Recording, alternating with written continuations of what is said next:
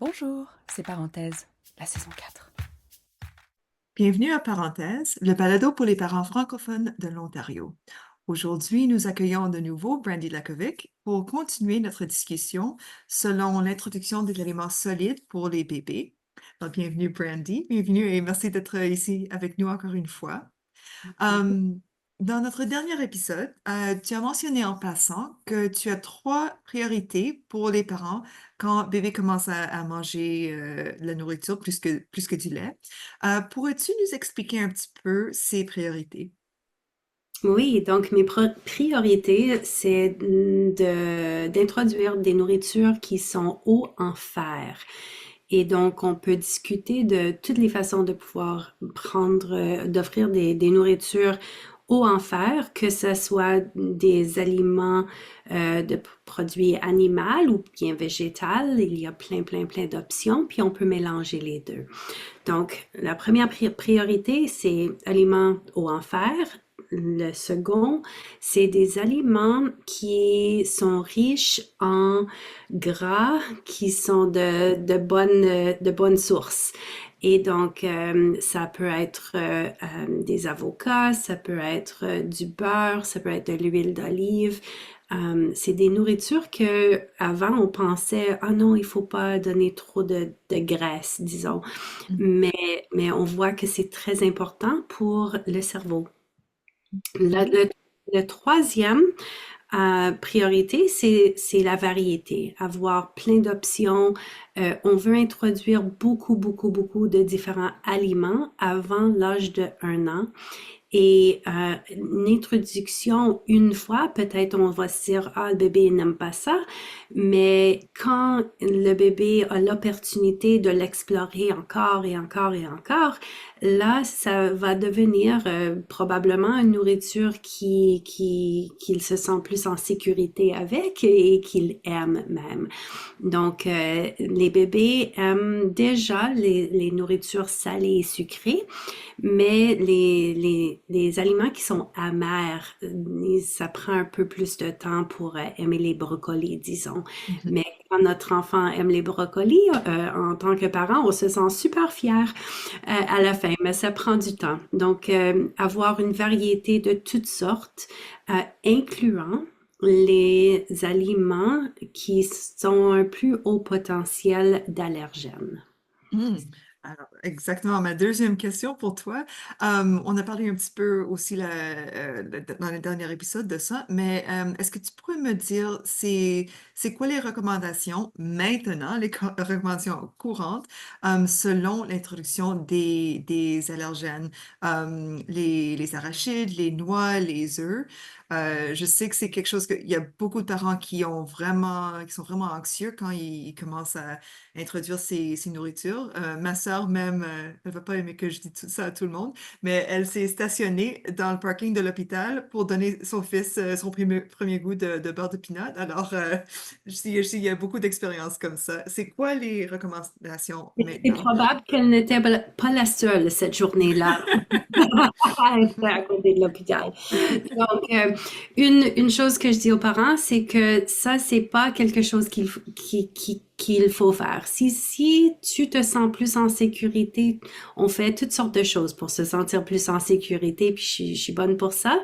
Mais quand on introduit des aliments à nos enfants, euh, c'est rare que ça va être la première introduction qui va avoir un symptôme qui va nous donner le besoin d'être si proche de l'hôpital.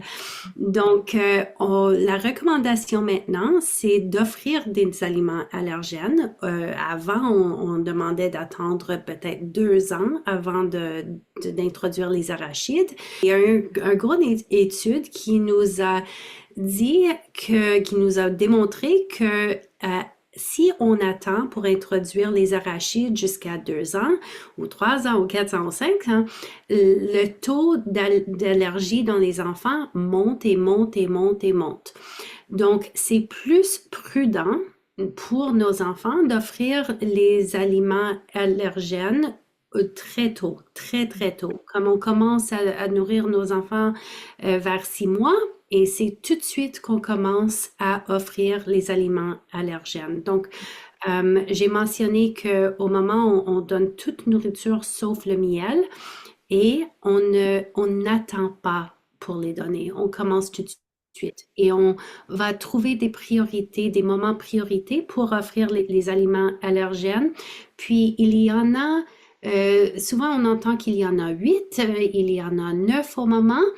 Et donc, ça va être moi, je suggère de commencer avec ceux qui sont plus les priorités de ta famille, les choses que tu manges d'habitude, que tu es déjà confortable, comment les préparer et tu les as déjà dans la maison. Et là, on va ajouter les autres. Donc, la liste des 9, ça va être les arachides, les œufs, le lait, le blé, les noix, le poisson, les fruits de mer, le soya et le sésame. Donc, D'accord. ces 9 aliments, on veut vraiment commencer tout de suite et pouvoir continuer à les offrir. Donc, c'est pas juste qu'on les offre une fois, 2 fois, c'est tout. Je suggère aux familles de garder une liste sur leur frigidaire ou quelque part où ils peuvent écrire les aliments qu'ils vont donner à leurs enfants. Donc, disons, dans ma maison, j'ai des patates, j'ai des pois, j'ai des carottes, j'ai une poire. Donc, je vais me dire, OK, ben cette semaine, je vais commencer avec ces nourritures-là et je dis, oh, OK, là, j'ai besoin des choses un peu plus de gras. Je vais aller acheter un avocat pour acheter. Et je vais penser quel des 9 allergènes que je veux commencer à introduire.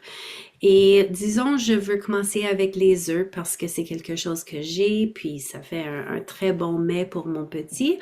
Là, je vais commencer les œufs une fois cette semaine et quand je les introduis, je fais un petit crochet à côté. Et chaque nourriture que j'introduis, je fais un petit crochet. Et là, ça me montre, ah oui, ok, je l'ai fait une fois, il faut que je le recommence et que je le refais.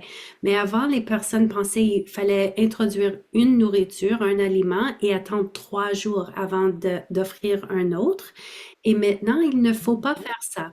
Mais juste pour les 9 allergènes, je dirais que c'est plus prudent pour nous. On se sent plus à l'aise si on offre un des allergènes à la fois et qu'on réintroduit, disons, pour 2, 3 jours, 7 allergènes.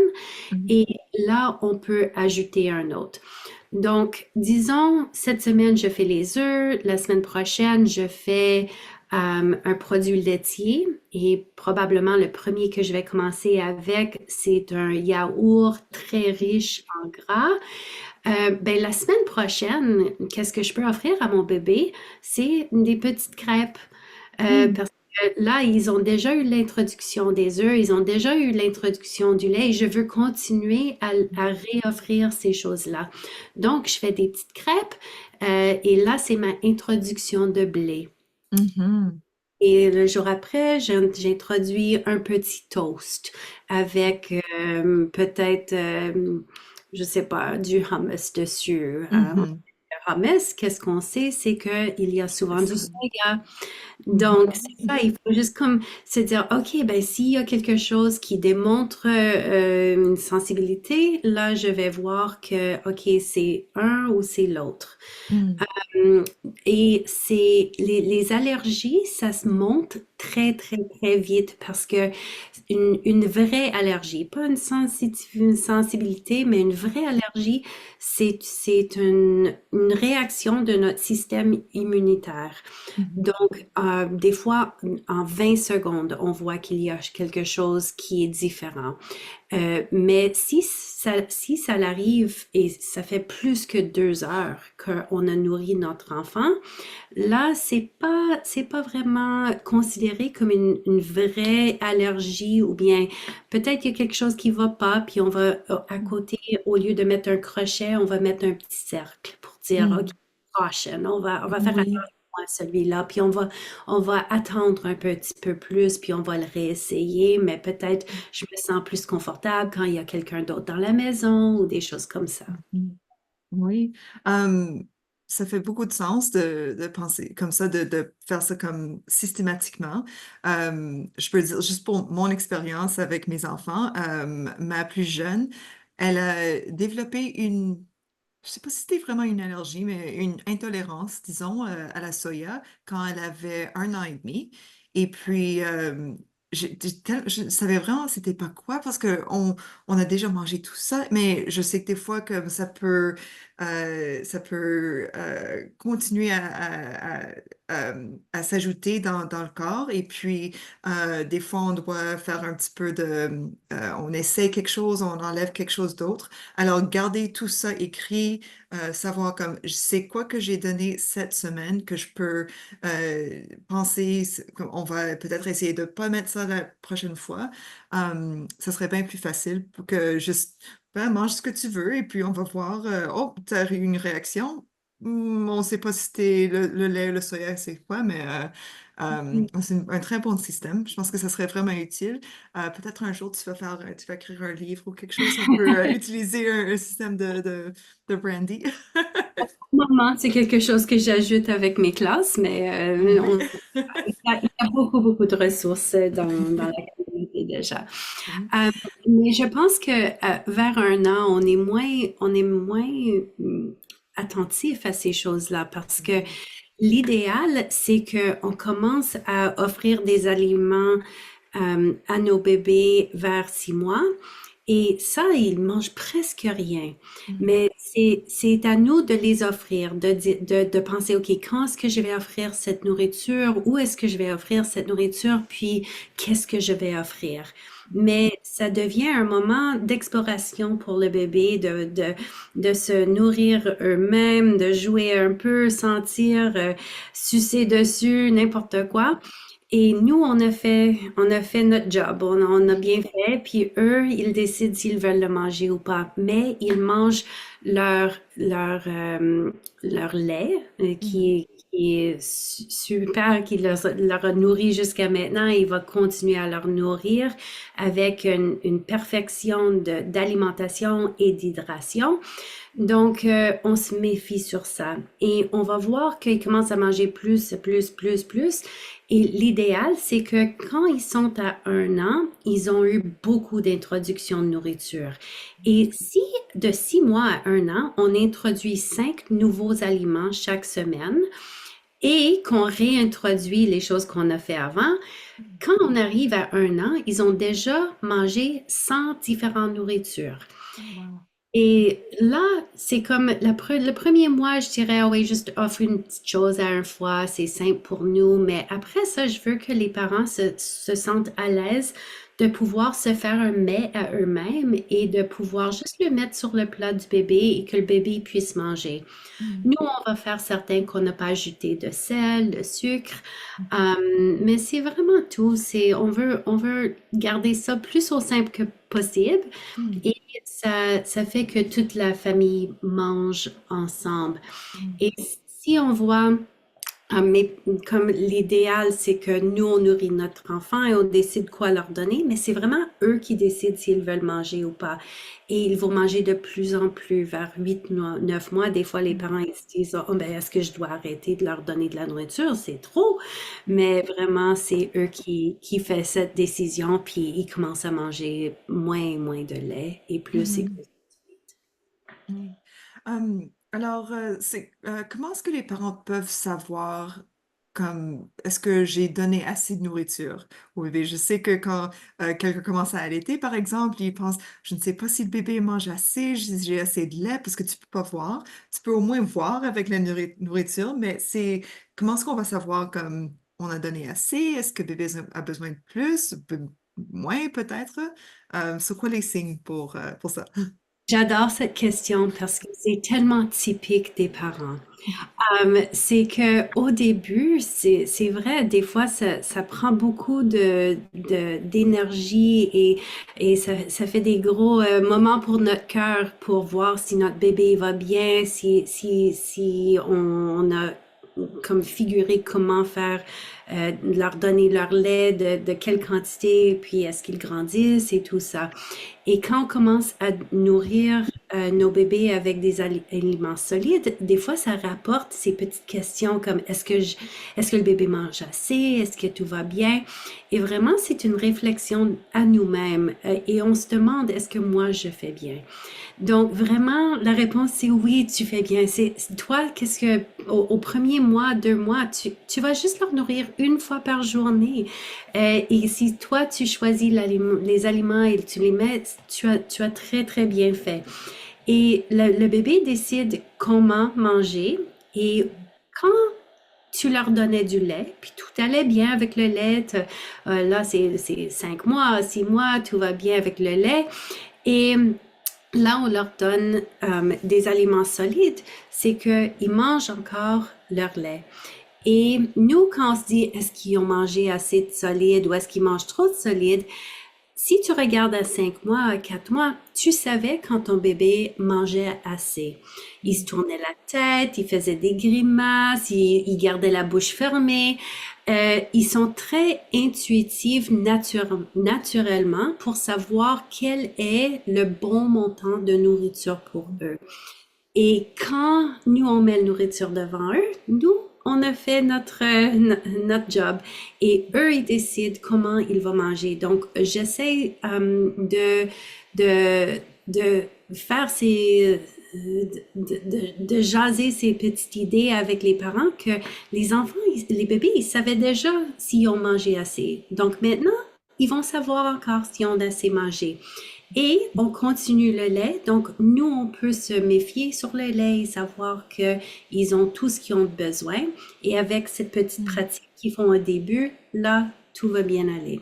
Donc, cette possibilité que les enfants sont intuitifs pour savoir quel est le bon montant et quels sont les aliments qui sont bons pour eux, je crois qu'avec la plupart des enfants, c'est quelque chose qui vient naturellement. Et c'est aussi une raison où on veut offrir beaucoup de diversité pour qu'ils peuvent faire des choix qui sont bons. Et on va voir des fois des enfants avec des intolérances. Des fois, ils vont avoir une nourriture qu'ils n'aiment pas ou qu'ils ne peuvent pas arrêter de manger, qu'ils adorent. Et comme tu vois, OK, ça c'est un peu bizarre. Donc, tu veux vraiment avoir la diversité. Oui. Et toi, tu connais ton enfant mieux que tout le monde, donc tu vas voir s'il y a quelque chose qui est un peu différent. Oui, il y a cette recherche qui est tellement fascinante je pense que c'est les années 30, ça fait longtemps. Il y avait un médecin, un pédiatre qui a pris comme, je pense que 10 enfants ou quelque chose comme ça, et puis elle les a offert toutes les sortes de nourriture. Elle a 2, 3 ans, elle les a laissé, tu choisis ce que tu veux. Et puis les enfants qui avaient des problèmes comme de malnutrition, ils ont choisi de manger.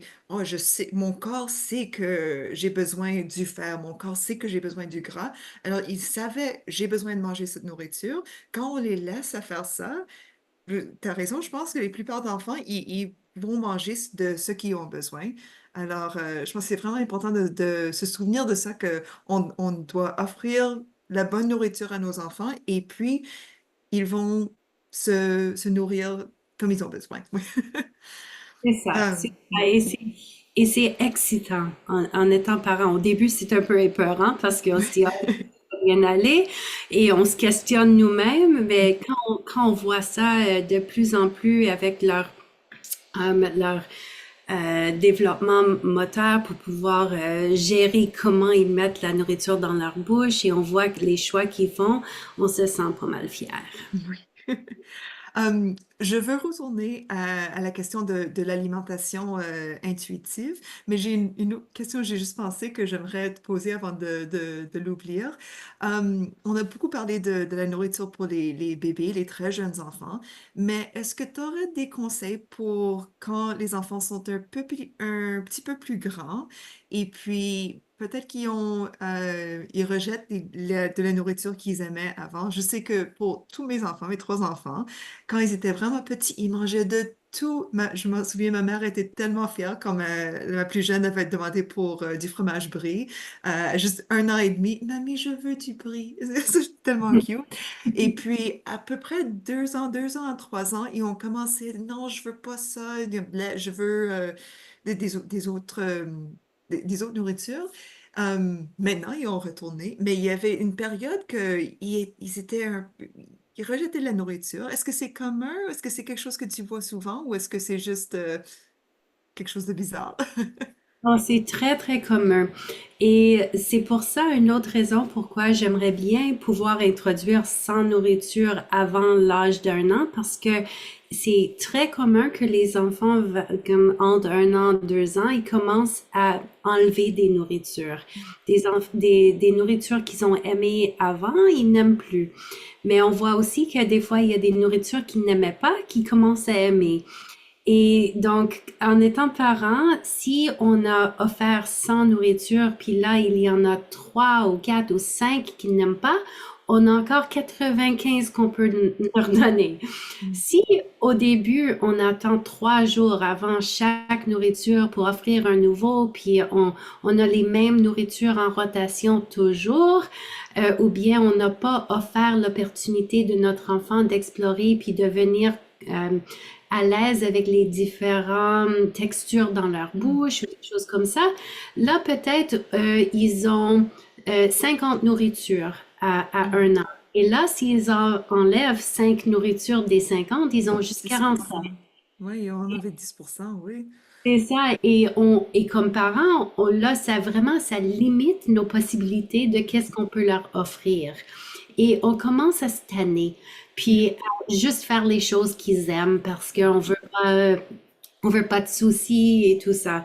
Donc, vraiment, au début, c'est commencer de cette façon. Et c'est vrai, il y a des enfants qui ont des différentes sensibilités à différentes choses et on s'adapte. Mais euh, like, pour commencer, aller avec l'idée d'offrir tout Mm. et, et laisser l'enfant se gérer eux-mêmes et sachant que c'est pas à nous, c'est pas nous qu'on a fait un succès ou pas un succès. Mais c'est drôle quand on est fier quand même, c'est cute. Oui. Tu m'as Qu'on rassurée, pense, merci. on pense qu'on a ce contrôle. C'est ça. Et donc, Oui, quand les enfants vont avec d'autres enfants, ils voient les autres enfants peut-être pas aimer de la nourriture aussi, et dire yak ou je veux pas ou j'aime pas. Et pour moi, chez nous, qu'est-ce qu'on faisait, c'est qu'on peut pas dire ça. Il faut pas que tu le manges, mais je veux pas entendre que c'est pas bon parce que pour quelqu'un d'autre, c'est bon. Moi, j'aime ça. Mm. Et une drôle d'histoire, c'est que mon enfant, mon plus jeune, quand il avait, je sais pas, 4 ou 5 ans, je lui ai donné quelque chose, puis il a dit, ah, c'est pas bon! Puis là, j'étais vraiment fâchée, puis j'ai dit, on dit pas ça! J'ai donné du trouble parce que j'ai cuisiné longtemps, puis c'est le souper, c'est qu'est-ce qu'on mange. Comme Mm. je leur offrais pas d'autre option. Et s'ils voulaient manger ou pas manger, ça c'était correct, mais il fallait pas faire de la drame, disons. Et donc, là, une autre fois, j'ai dit, si le souper, on le mange ou on le mange pas, c'est à toi. Mm. Puis là, je sais pas combien de temps a passé, peut-être une couple de mois. Mm. Et là, je lui ai donné un plat, puis il était très calme. Puis il dit, Maman, je veux pas te faire de peine, Mm. mais c'est pas ton meilleur travail. Oh, oh, wow. Il La dit, vérité, ça sort des enfants. je le sais, je le sais, mais c'est le souper. Moi non plus, je trouve pas que c'est tellement bon. C'est qu'est-ce qu'on a ce soir. C'est ça qu'on dit des fois chez nous aussi, comme si je fais quelque chose à manger, si on a mangé comme beaucoup de nourriture moins en santé, on va manger une bonne soupe, quelque chose comme ça. Oh, maman, ça me tente pas trop de manger juste la soupe, j'aimerais quelque chose d'autre. Ben moi non plus, là, j'aimerais manger un gâteau aussi, mais des fois on doit manger de la soupe. On a besoin de nos légumes. Exact, exact. Et d'avoir cette réalité très jeune, parce que si on commence à faire un plat, puis il n'aime pas, puis Mm. il fait un autre plat, puis un autre plat pour différents enfants, en tant que parent, comme on peut plus, Non, c'est non. ça, ça fait pas de sens. Donc, on fait de notre mieux, puis des fois quand on commence au début avec une certaine attitude envers la nourriture, puis un peu moins de drame pour nous, puis un peu moins de drame pour eux, euh, là ça fait des moments un peu plus faciles, puis on mange Mhm. la soupe quand c'est le jour pour les. Et avec un petit sourire aussi de nous. On sait c'est... C'est ça, puis une réalité, hein. On peut dire que, ah oui, moi j'aime pas trop ça non plus, mais c'est le souper, puis Ouais. demain on mange, tu peux décider quoi manger, mais aussi impliquer les enfants en créant leur Mm. nourriture.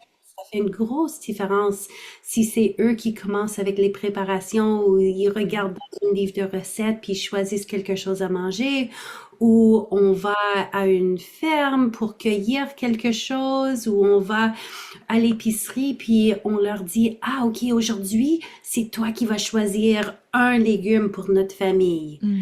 Tu leur Mhm. donnes la priorité, légumes. Oui. C'est toi qui vas choisir un légume de ton choix, n'importe quel légume. Ou bien un fruit. Puis c'est Mm. ça, ça leur donne des opportunités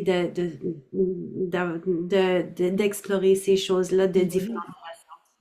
Oui, et puis les enfants, ils aiment avoir un sens de pouvoir, de être membre de famille qui fait quelque chose pour la famille. Et puis les livres de recettes sont tellement belles. Moi, j'adore comme adulte, comme je regardais quand je suis au magasin de livres, je regardais les photos de la nourriture. Mes enfants aussi, ils aiment ça. Alors des fois, je leur donne les livres de recettes. Qu'est-ce que tu aimerais qu'on mange? Et puis, ils peuvent choisir. Et puis, des fois, ils n'aiment pas trop ça. Mais normalement, si ils ont choisi, s'ils ont aidé, ils sont beaucoup plus à l'aise à, oh ben, peut-être je vais goûter ça. On n'a jamais mangé des œufs de canard, mais peut-être on va essayer de ça. Ça a l'air bon. Alors, vraiment, les impliquer, ça aide beaucoup, je trouve. Oui, et aussi qu'ils voient la nourriture dans la forme réelle et dans la forme de produits déjà préparés. C'est excitant. Mhm. Oui. Euh, alors, pour retourner à l'alimentation intuitive, on a parlé un petit peu de ça juste dans les dernières minutes, mais est-ce que tu pourrais nous expliquer un petit peu c'est quoi l'alimentation intuitive et puis pourquoi c'est tellement important? Mais je pense que c'est quelque chose que, comme tu as dit, avec l'étude, que les enfants vont choisir les choses qui sont bonnes, qu'est-ce que leur corps ont besoin, quand on leur a donné au début et continuer de leur donner l'opportunité à eux de faire ces décisions. Comme tu as dit, ils aiment avoir cette sens d'autonomie, de Mm. pouvoir, de contrôle. Et c'est pas dans toutes les choses dans la vie qu'on peut leur offrir ça. Mais et des fois les personnes pensent que la nourriture c'est pas l'endroit d'offrir ça. Mm. Mais qu'est-ce qu'on voit, c'est que quand c'est quelque chose que eux ils ont cette autonomie, puis nous on n'est pas tellement impliqués avec nos émotions. S'ils mangent pas, oh ils n'aiment pas mon nourriture, je vais leur donner quelque chose. J'ai peur qu'ils mangent pas assez, je vais leur donner des frites parce que je veux juste remplir leur bédaine. Si on commence, des fois on fait ça, hein? Bon, C'est ouais. c'est la vérité. Euh, Des pâtes avec du beurre, ça va. Des fois. du bien des fois, hein? Même Oui. pour. Euh, donc, si on peut rester un peu plus relax, il n'y a pas des bonnes nourritures et des mauvaises nourritures Mm. qu'on mange, mais il y a des priorités, c'est ça. Et donc, qu'est-ce qu'on voit, c'est que les enfants, ils font des bons choix quand ils ont l'accessibilité à ces Mm. choses, puis qui ont eu la chance d'explorer aussi et de développer le goût et l'attention pour les textures. Mm. Et avant, quand on donnait de la nourriture à des bébés qui avaient 4 mois, on faisait des petites purées de céréales, purées de quelque chose, puis on leur donnait en cuillère. Et là, leur bouche ressortait un peu de la nourriture parce que c'est ça qui fait la langue. Mhm. Et on prenait la cuillère, puis on faisait un petit squeegee, puis on remettait dans la bouche, puis on faisait ça une couple de fois, puis là, le bébé, il tournait la tête, puis il voulait plus manger. Il se tenait la bouche fermée, il voulait plus manger, puis nous, on regardait notre petite bol, puis on regardait qu'il y avait des suggestions de comment manger, comment donner à notre bébé, combien de cuillerées. Et donc, on s'est dit, ah ben, il faut que tu manges tout ça, ou on veut pas gaspiller, on fait Mhm. plein d'idées. Et donc, on prenait une autre cuillerée de nourriture, puis on essayait de le donner, puis le bébé tournait la tête. Et on faisait des jeux. On disait, ah non, mais c'est bon, oh, puis on faisait une grosse affaire. C'est l'avion qui Ah, vient. oh, puis oui, avec l'avion, c'est ouh, puis on ouvrait la bouche très grand, puis eux, ils nous mimiquent, donc ils ouvraient la bouche pour manger un autre, puis on fait des jeux. Mais tout ça, si on regarde, c'est que on va contre l'intuition. Eux, ils nous Mhm. montraient qu'ils n'avaient plus faim. Et là, nous, on leur donne juste une note, juste une note. Et là, on travaille contre l'intuition qu'ils avaient fini, contre leur intuition. euh, et ça fait que si ils avaient pas faim, puis là, on leur donne encore une autre cuillerée, encore une autre cuillerée, on fait un jeu de ça. Et là, ils commencent à perdre leur sensibilité à savoir quand ils sont pleins. Et ça vient aussi que ça fait entrer une situation où des fois ils mangent pour toi ou contre toi et ça joue avec Mhm. les émotions. Donc maintenant, c'est qu'on reste un peu relax et on peut dire, OK, ben, oh wow, ces carottes-là, c'est très bon pour les yeux. Tu connais ça?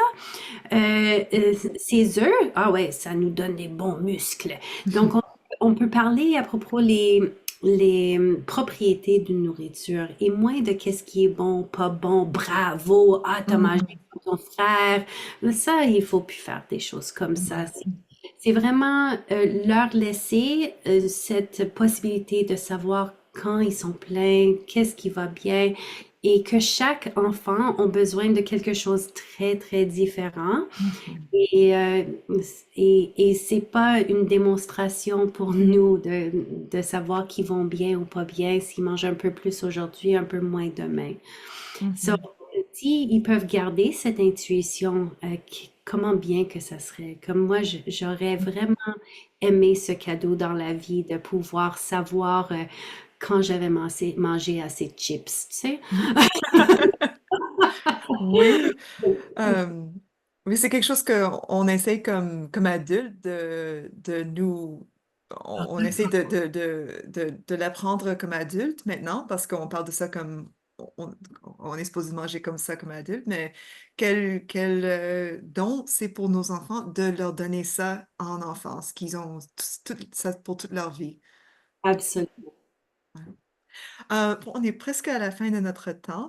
Alors, j'ai juste une dernière question pour toi avant que je te laisse partir. C'était vraiment intéressant encore une fois. Et puis, j'aurais pu te demander plus de questions. Peut-être on va te ramener pour une troisième épisode. Mais une dernière question. La dernière fois, je t'ai demandé ton plus beau souvenir en tant que parent. Aujourd'hui, pourrais-tu me dire ton meilleur souvenir culinaire selon la nourriture? Ah oui. Donc une fois, j'ai eu je fais du travail anti-gaspillage. Surtout avec un groupe qui s'appelle Food Sharing Ottawa, puis on fait des récoltes de nourriture et qui seraient autrement mis à la poubelle. Donc, on fait ces récoltes, c'est de la bonne nourriture qui est juste à sa date ou bien dans le sac, il y a un orange qui regarde pas bien, donc le magasin ne peut plus vendre le sac au complet. Et nous, on va aller avec nos bénévoles, aller les chercher et soit transformer la nourriture, apprendre à la communauté comment utiliser leur nourriture avec avec plus de confiance, qu'est-ce qui est bon, pas bon, comment est-ce qu'on fait ça pour avoir moins de gaspillage. Et on fait aussi, on l'apporte à des endroits où ça peut être utilisé et donné à la communauté. Donc, une fois, j'ai eu un appel de CBC pour voir si je pouvais parler sur une émission. Ça allait être sur la radio. Puis on dit, pour cette émission, il faudrait bien qu'on fasse une recette ensemble que les auditeurs pouvaient faire à la maison. Mais ils m'ont demandé s'ils pouvaient envoyer quelqu'un avec une caméra parce qu'en ligne, ils aiment avoir une coupe de photos. Et j'ai dit bien sûr, puis j'avais en tête faire un strata avec un peu sec et des choses comme ça, des légumes que j'avais de reste. Et j'ai demandé, est-ce que ça serait possible que mon fils m'aide? Puis mon fils avait 8 ans. Et ils ont dit, oh, on ne sait pas, bla, bla, bla. Et j'ai dit, d'accord. Puis ils sont arrivés.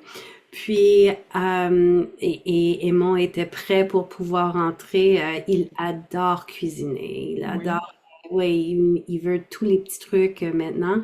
Donc, au moment, il était tout prêt. Il avait son tablier, puis tout, juste au cas où qu'il pouvait faire l'émission avec moi. Donc, on a pu faire l'émission ensemble et c'était tellement, tellement chouette. Puis, à un moment, il mixait les œufs, puis eux, ils me demandaient des questions. Puis là, il me tourne à moi-même, puis il dit, mais maman, c'est quel pain exact que tu préfères mettre dans ton strata? Donc, il a commencé à me demander les questions comme si lui était l'annonceur.